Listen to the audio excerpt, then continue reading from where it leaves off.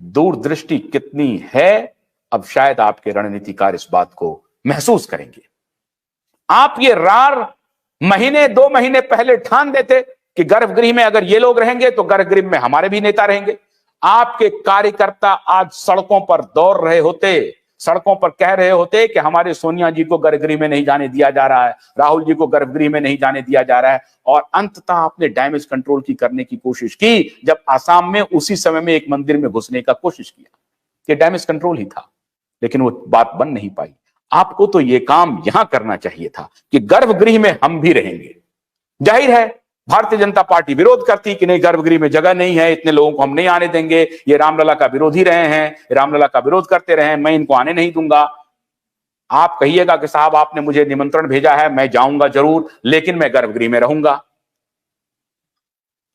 गर्भगृह में रहते नहीं रहते, मैं पॉलिटिकल बात कह रहा हूं, आप इसको मुद्दा बना सकते थे और आज देश की जनता शायद इस मुद्दे पर आपके साथ होती। हाँ भाई, जब आरएसएस प्रमुख वहां पर हैं तो सोनिया जी के रहने में क्या आपत्ति है, राहुल जी के रहने में क्या आपत्ति है, खड़गे जी के रहने में क्या आपत्ति है, दूसरे नेता नीतीश जी जाएं, स्टालिन जी जाएं, शरद जी जाएं, उनके रहने में क्या आपत्ति है। पूरा देश आज ये पूछ रहा होता कि नहीं, ये बात तो ठीक नहीं है, राम सबके हैं, राम सबके आराध्य हैं।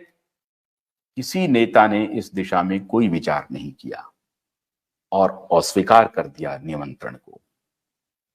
क्या बुद्धि रही मुझे नहीं मालूम, ये राम जाने और आप जाने।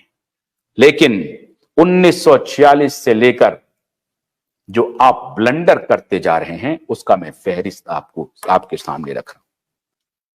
अब आखिर में एक ब्लंडर आपको कहता हूं। ये दुनिया की पहली पार्टी है कांग्रेस पार्टी जिसमें 20-24 वर्ष तक उसके प्रेसिडेंट का चुनाव ही नहीं हुआ। सोनिया गांधी प्रेसिडेंट बनी रही। अब आप बताइए,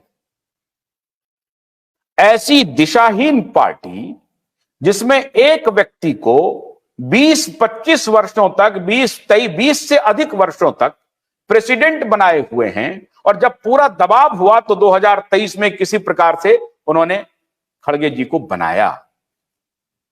कार्यकारी अध्यक्ष तो बने राहुल गांधी, लेकिन सफलता नहीं मिली चुनावों में, वो हट गए और अब वो प्रधानमंत्री के भी रेस से बाहर हो गए हैं। ऐसी परिस्थिति में एक के बाद एक ब्लंडर आप करते जाएं और दोष मढ़ते चले जाएं।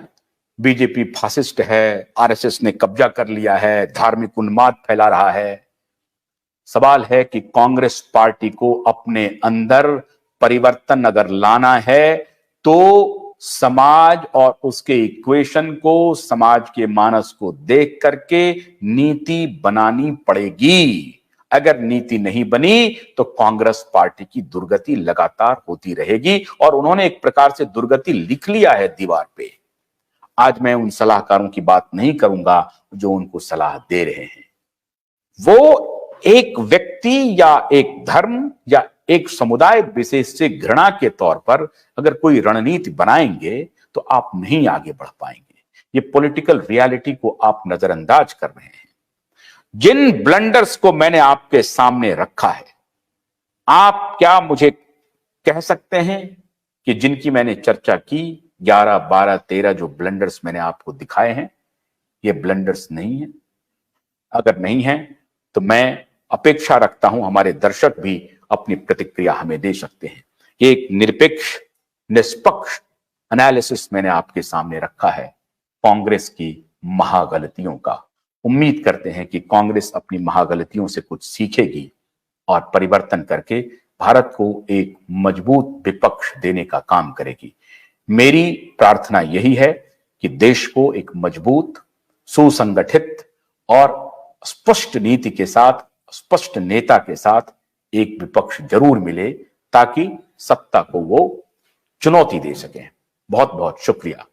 कल फिर आपसे मुलाकात होगी। आशुतोष कर मत दीजिए। नमस्कार।